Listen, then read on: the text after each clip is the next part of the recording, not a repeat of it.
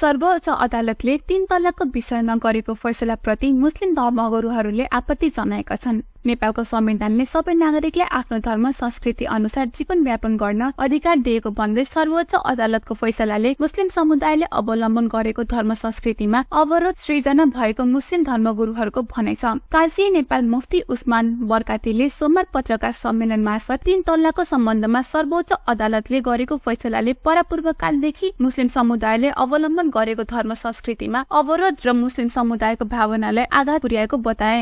चैत 26 गते 2079 को जो हमारी अदालत ने सर्वोच्च अदालत ने मसले तलाक पर फैसला दिया है, वो फैसला तमाम मुसलमानों के दिल को ठेस पहुंचाया है। 3 तलाक को उसमें 1 तलाक माना गया, जबकि यहाँ नेपाल की सरजमीन पर हम अब सिर्फ नेपाल की बातें करेंगे, पूरी दुनिया की बातें नहीं करेंगे। हमारा जो मुल्क नेपाल है, इसमें बरस से सदियों से पुरानी रीति रिवाज के मुताबिक हर धर्म वालों को अपने अपने धर्म के अनुसार जीने का और धर्म के मुताबिक चलने का पूरा के पूरा अधिकार दिया गया है। तो कहीं न कहीं लगता है कि उस अधिकार में रुकावट पड़ रही है या उस अधिकार का ये कर लिया जाए कि हम समझते हैं कि उसको रोकने की कोई प्रयास है या उसको कम करने की कोई कोशिश है। वो अधिकार को कम करने की बात महसूस की जा रही है कि 3 तलाक को 1 तलाक कह करके फैसला दिया गया। इससे पूरे नेपाल के मुसलमान नाराज़ हैं, दुखित हैं और अदालत से और यहाँ की गवर्नमेंट से सारे मुसलमान की ज़बान बनकर हम लोग अपील करते हैं कि हमारी गवर्नमेंट इस पर पुनः विचार करे। गत 26 चैत 2079 सालमा सर्वोच्च अदालतले 3 तलाकलाई कानूनी मान्यता नदिने भनेर फैसला गरेको थियो। तलाक सम्बन्धी कानून इस्लाम धर्मको संशोधन नहुने कानून भित्र पर्छ। मुफ्ती बरकातीले भने, मन नमिल्ने श्रीमान श्रीमतीले सम्बन्ध विच्छेद गर्न पाउँछ। यसले दुनियाँका कानूनले मान्यता दिएको छ। इस्लामले पनि मन नमिलेको खण्डमा श्रीमानले श्रीमतीसँग सम्बन्ध विच्छेद तलाक गर्न पाउँछ। मुस्लिम महिलाले पनि श्रीमानसँग खुल्ला लिने वा काजी मार्फत सम्बन्ध विच्छेद गर्न सकिने समेत प्रावधान पनि छ। यो कुनै नयाँ नियम होइन, यो परम्परादेखि आएको छ। तर मुस्लिम समुदायको धर्म संस्कृतिसँग जोडिएको विषयमा अदालतले फैसला दिनु उचित होइन।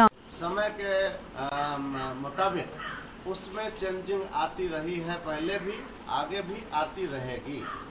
बहुत सारे कानून हैं, तो ये जो तलाक का कानून है वो पहले वाले किस्म में आता है कि जिसमें बदलाव नहीं होगा कभी जी। बाकी और बहुत सारे कानून में है, बदलाव आया भी है, आएगा भी, बदलाव आएगा। समय के हिसाब से लचक लाई जाती है उसके अंदर। तो 2 तरह का कानून हमारे यहाँ भी है।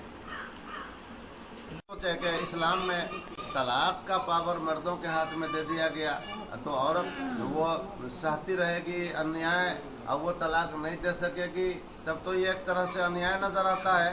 तो इसके बारे में भी हमारे यहाँ उपाय है।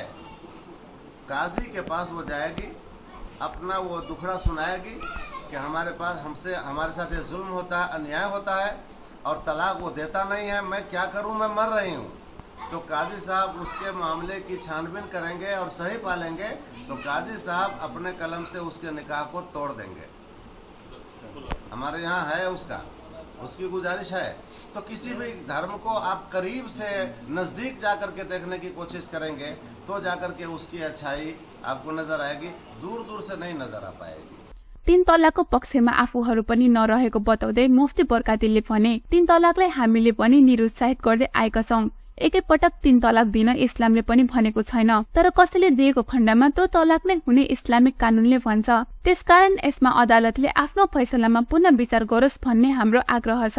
सर्वोच्चका न्यायाधीश 2 टंक बहादुर मुक्तान र हरिप्रसाद फुयालको संयुक्त इजलासले तलाक सम्बन्धी गरेको उक्त फैसलाको पूर्ण पाठ केही दिन अघि मात्रै सार्वजनिक भएको थियो। छिमेकी राष्ट्रिय भारत र मुस्लिम कानून लागू भएका कतिपय देशमा समेत 3 तलाकलाई मान्यता नदिएको भन्दै नेपालको हकमा पनि स्वेच्छाचारी र एकतर्फी सम्बन्ध विच्छेदले कानूनी मान्यता नपाउने भनेर फैसलाको पूर्ण पाठमा व्याख्या गरिएको छ।